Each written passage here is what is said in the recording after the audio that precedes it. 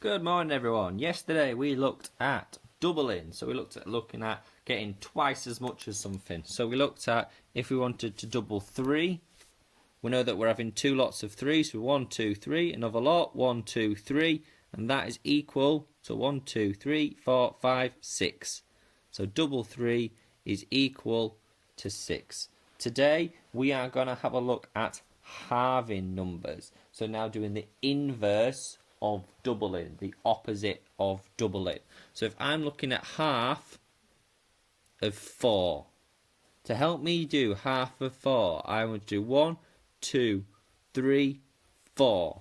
And I want to split my group of 4 in half. I want one group of 4. So there you can see I had 4 pieces and I split them into half. Now I only have 1, 2.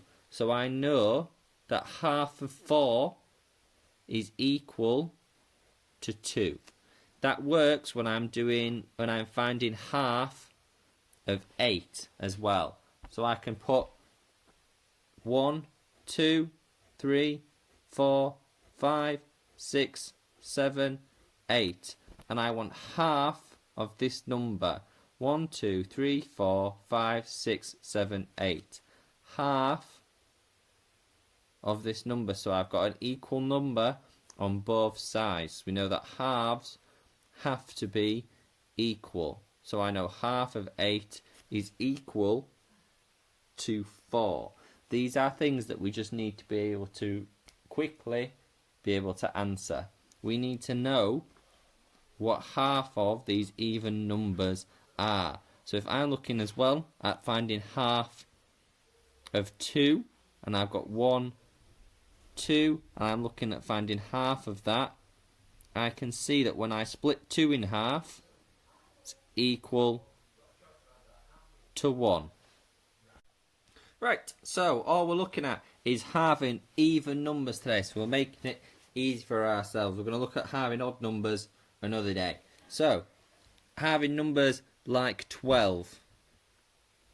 This is where, if you know your doubles, you can get your halves in really quick, because if you know that a half is the inverse, if you know what double makes 12, so if you know that double 6 makes 12, half of 12 must be 6. We can check that by going 1, 2, 3, 4, 5, 6, 7, 8, 9, 10, 11, 12, and finding that split of that half